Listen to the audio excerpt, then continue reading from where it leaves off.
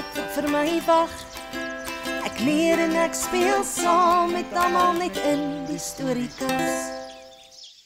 Dit was 'n warm dag in die groot bos. Die diere en voëls was sommer poot uit, maar almal kon sien dat daar 'n groot storm aan die broei was. En kort voor lank het die reën uitgesak.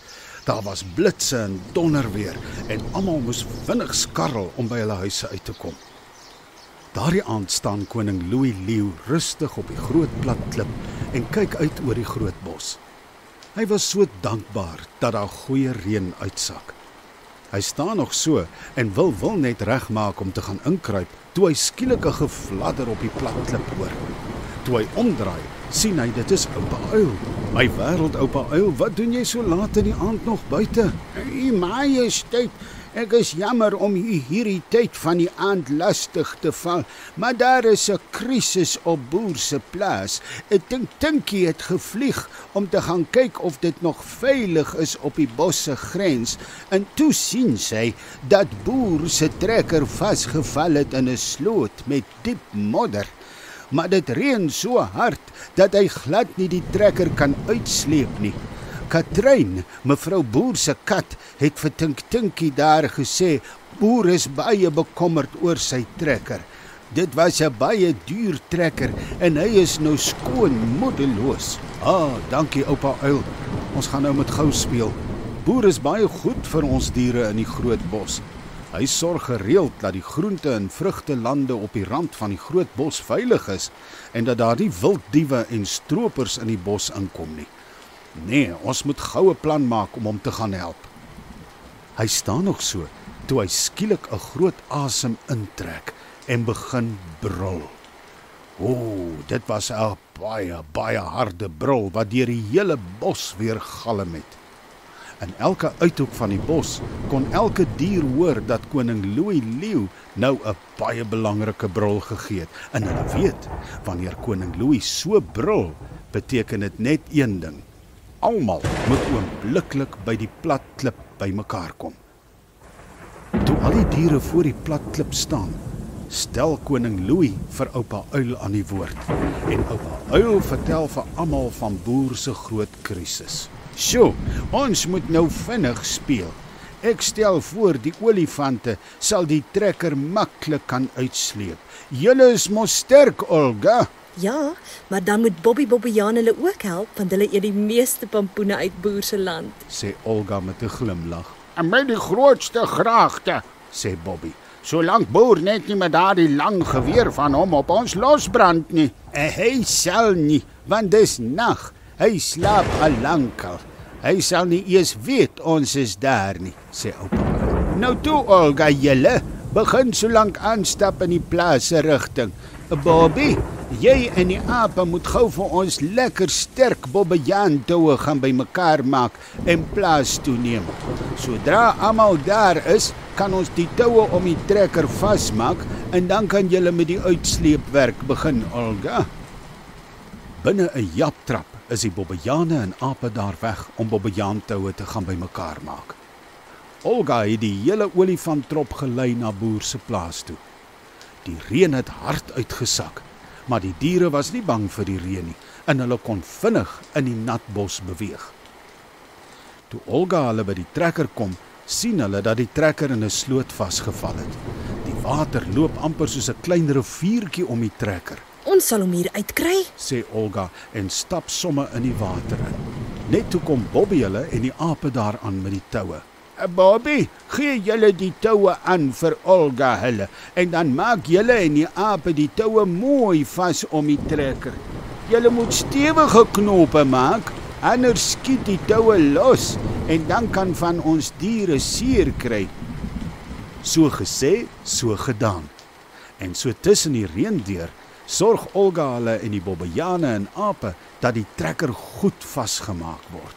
Ek dink hy is nou goed vas, oupa uil, sê Bobby, nadat hy die laaste knoop in die Bobbejaantou om die trekker vasgemaak het.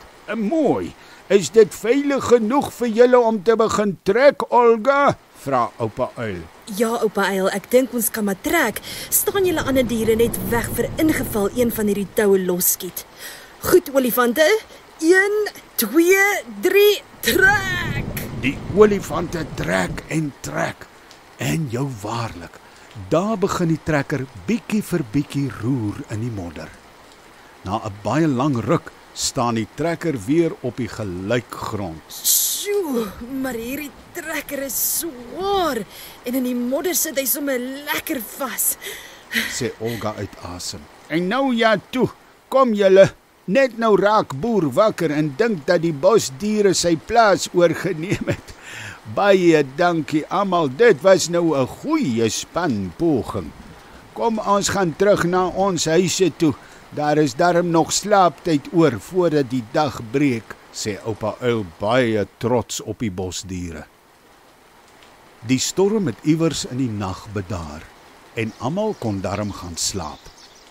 Toe die dag breek en koning Louis leeu op sy plat klip uitkom, is oupa uil al daar. Môre, u majesteit.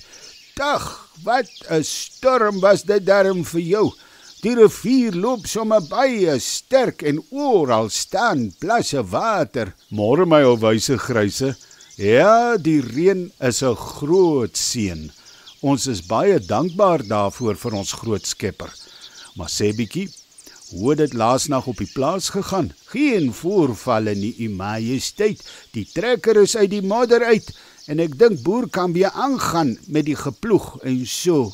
Oupa uil vertel nog so, toe Tinkie skielik daar aangevladder kom. U majesteit, ek is jammer om u en oupa uil so skandelik te onderbreek, maar ek het weer nuus van Boer se plaas af. Ek hoop nie die ou trekker het weer vasgeval nie, Tinkie, sê koning Louis met 'n frons. Nee, u majesteit, glad nie. Toe ek by die grensstraat kom, sien ek Boer het 'n paar vragte groente en vrugte daar afgelaai vir ons diere. Dis nou om dankie te sê vir ons hulp verlede nag. Maar is dit nie te wonderlik nie? Dis baie gaaf van hom. Laat weet asseblief vir die diere om die groente en vrugte te gaan haal. Ek dink vanaand hou ons sommer 'n lekker fees net hier by die plat klip.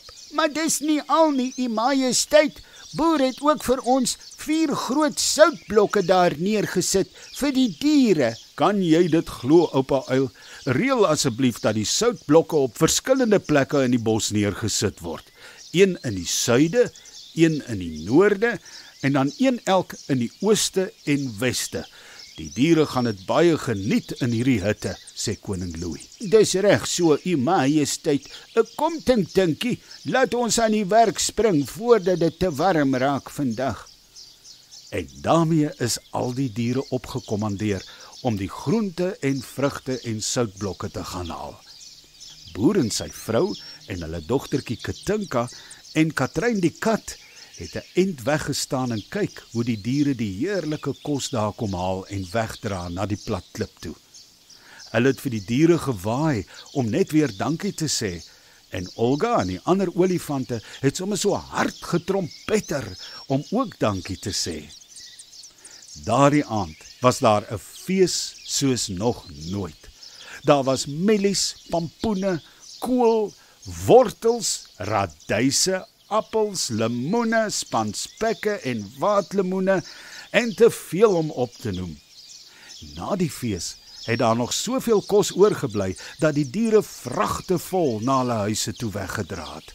Almal het heerlik gesmil aan Boer se groot geskenk. Toe al die diere terug is huis toe, sit koning Louis en oupa uil op die groot plat klip en hou nabetragting.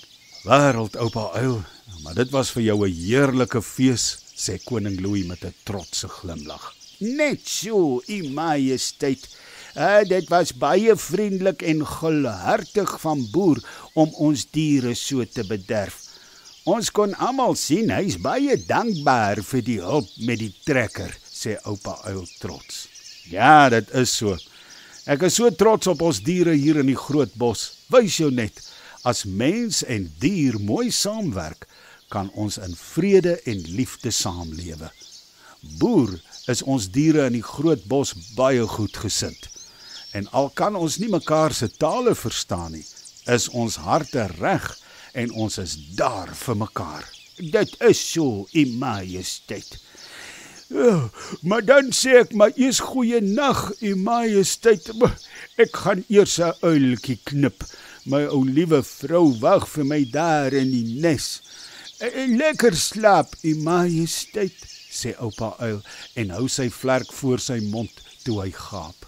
Lekker slaap, oupa uil, en baie dankie vir jou toewyding en harde werk hier in ons geliefde groot bos. As jy die Storiekas wil ondersteun met 'n finansiële bydrae, volg asseblief die skakel op ons sosiale media.